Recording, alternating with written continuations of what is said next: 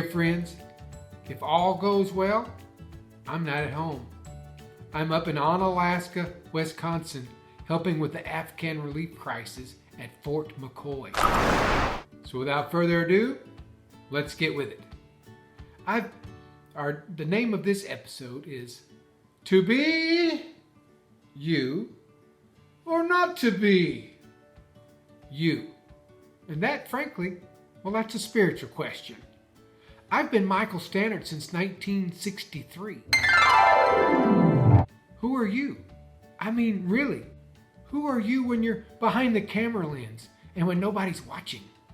Not only are you the director of your own film, you are the lead male character in the movie of your life, and you get to call your own shots. So I have a question for you. Are you the same man in front of the camera as you are behind the camera?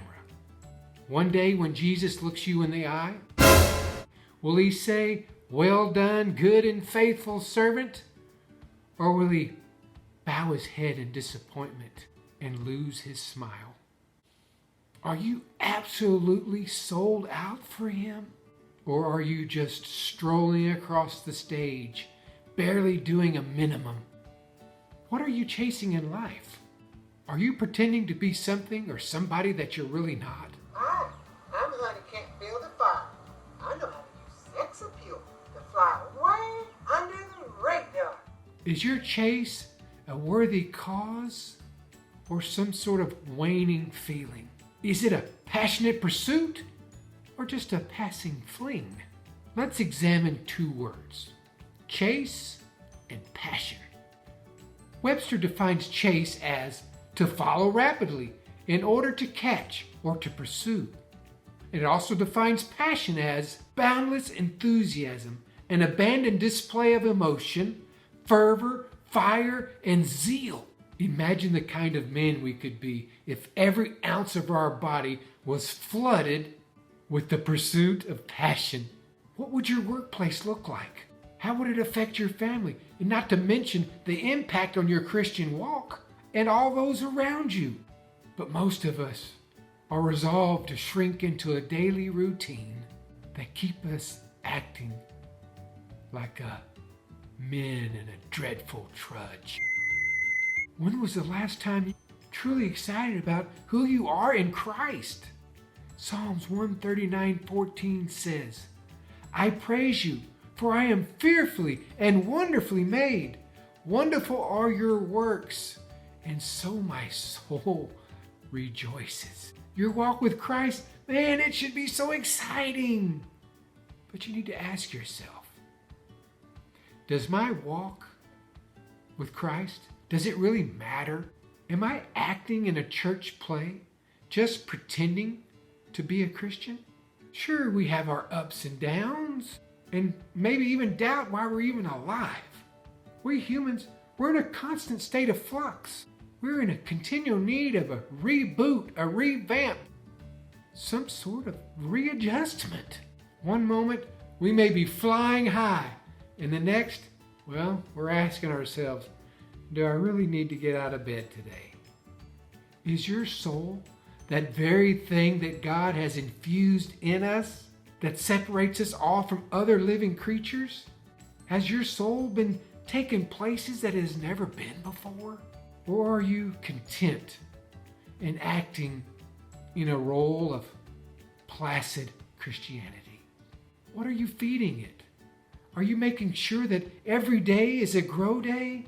To escape the whole hum of daily life, you need to water it, feed it, and nurture it. Do you want to leap to the next level with your communion with El Shaddai? Well, then ask him to discipline you. But be very ever so careful if you ask him to do this. It is easy to get confused about who we are and what kind of men of God we should be.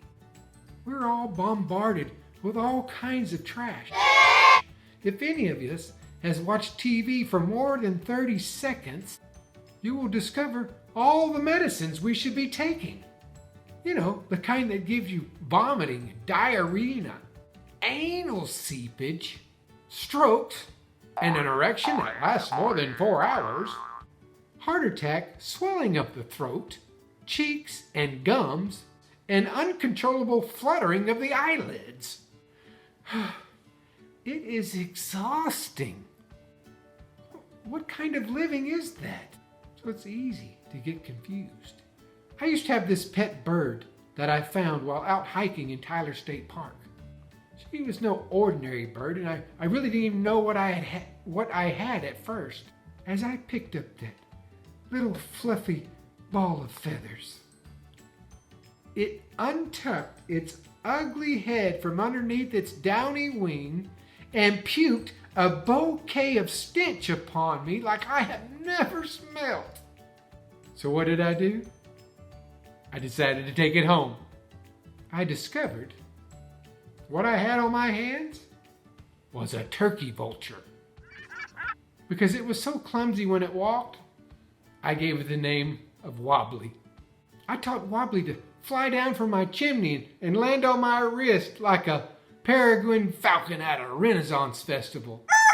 One day I came home and Wobbly was sitting on the roof ridge of my house. I had gone to the slaughterhouse to get her a big old piece of carrion to lay out in the backyard for her munching enjoyment.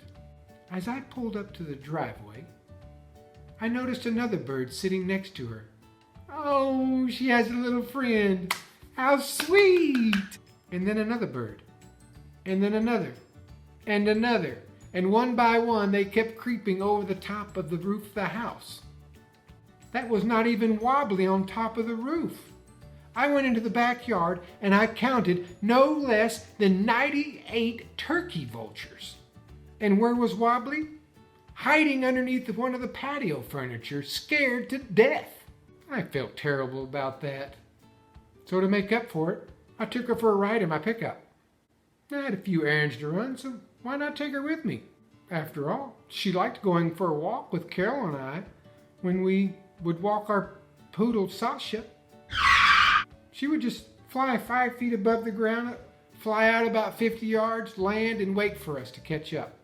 We seemed to always catch stares and pointed fingers from the neighbors.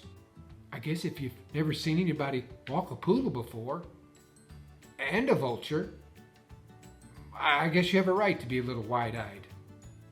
I held her in my lap like a little chihuahua so she could stick her head out the window. I'm not sure she liked that so much because she kept blinking her eyes pretty wildly. I mean, surely a vulture can take 40 miles per hour hanging out the window. It was a busy Saturday morning, and as we waited in the line at the drive-thru, people began to gawk at us like if we were some sort of a band of out-of-town circus freaks. When we pulled up to the main drive-up window, the two young ladies working there, well, they seemed utterly startled and asked me, "Oh, what is that?" "It's my puppy." "That's not a puppy." "It's not?" Huh. One of the girls had her eyes frozen wide open, and she reminded me of Buckwheat from the Little Rascals. The other one seemed genuinely intrigued, so I asked, "Do you want to pet her?" "What? Would you like to pet Wobbly?" "Sure." So I said, "Slide out the bank drawer and I'll put her down into it." I'm not sure we fully understood the sequence of events that were about to unfold over the next few minutes. As she slid out that bank drawer, before anyone had realized it, I had taken Wobbly and stuffed her down into that bank drawer. The teller pulled back that black-handled knob, and Wobbly entered into their secret, secured inner sanctum. Well, her face no longer showed an expression of giddy intrigue, but one of suspicious doubt. But she could not back out now, not without at least giving Wobbly a little simple pat on the head. I could see the wheels starting to spin inside of her head.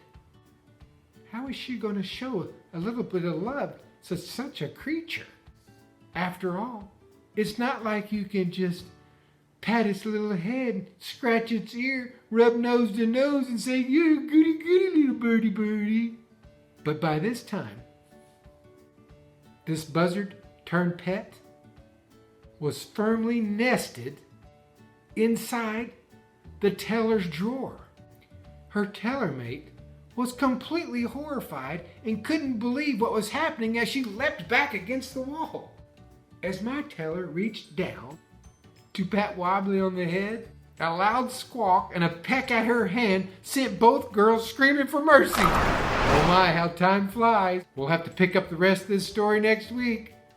Dear sirs, that is your 7 minutes further. Stannard, out.